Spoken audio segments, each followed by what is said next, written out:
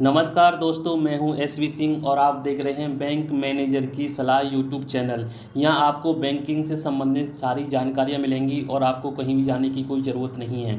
और दोस्तों, हमारा पिछला टॉपिक था एसएमए क्या होता है, एसएमए की कितनी कैटेगरी होती हैं। तो दोस्तों, अगर आपने हमारा पिछला वीडियो नहीं देखा है तो आपको ज़रूर देखना चाहिए, क्योंकि आज का हमारा टॉपिक उसी से संबंधित है। आज का हमारा टॉपिक है एनपीए, नॉन परफॉर्मिंग एसेट। यानी कि किसी भी बैंक के लिए लोन जो होता है वो एक एसेट होता है, क्योंकि उससे उसकी इनकम होती है। बैंक का काम यही है, पब्लिक से डिपॉजिट लेना और जिनको पैसे की ज़रूरत है उनको लोन के रूप में देना। तो दोस्तों, अगर 90 डेज के बाद यानी कि 91 पे खाता एनपीए में स्लिप हो जाता है, अगर आपने अपने खाते में हाउसिंग लोन में या एजुकेशन लोन में किसी भी लोन में अगर आपने कोई इंस्टॉलमेंट जमा होनी है और वो 90 डेज तक जमा नहीं होती है, तो 91 डेज पर खाता एनपीए में स्लिप हो जाएगा। अगर आपका खाता कैश क्रेडिट के रूप में है या फिर ओवरड्राफ्ट के रूप में है, अगर उसमें स्टॉक स्टेटमेंट 90 डेज तक जमा नहीं आता है या 90 डेज के बाद आता है, तो खाता एनपीए में स्लिप हो जाएगा। अगर आपकी कैश क्रेडिट लिमिट चल रही है या ओवरड्राफ्ट लिमिट चल रही है और वो एक्सपायर हो गई है आपकी लिमिट और वो रिन्यू नहीं हुई है, तो इस वजह से भी खाता आपका 91 डेज पर एनपीए में स्लिप हो जाएगा।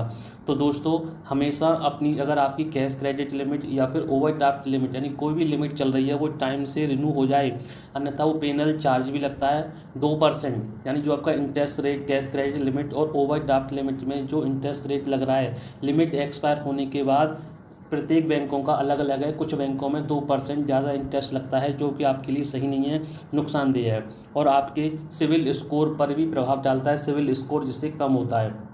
और अगर आपका टर्म लोन कोई भी खाते हैं तो कोशिश करिए कि कभी भी एनपीए में स्लिप ना हो, क्योंकि एक बार एनपीए में स्लिप होने के बाद वो आपके सिविल स्कोर पर हमेशा इफ़ेक्ट डालेंगे, हमेशा प्रभाव डालेंगे। तो दोस्तों, ये एनपीए और उसके बाद खाता एनपीए होने के बाद खाते के में बैंक 13 तो इशू करती है और 13(4) इशू करती है। ये सभी सरफेसी एक्ट के अंदर आते हैं। सरफेसी एक्ट क्या होता है, ओटीएस क्या होता है, और सारी जानकारी आपको इस चैनल पर लगातार मिलती रहेंगी। दोस्तों, ये एक एजुकेशनल पर्पज़ के लिए हमने चैनल बनाया है। इसे आपको बैंकिंग से संबंधित जो कि आपने जो शब्दावली बैंक में सुनी है या आपको फ़ोन आता है होंगे, क्या आपका खाता एनपीए में स्लिप हो रहा है या हम 13(2) इशू करने वाले हैं, 13(4) क्या होते हैं और इनसे कितने गलत इफेक्ट होते हैं, वो सब हम आपको यहाँ पर बताएंगे।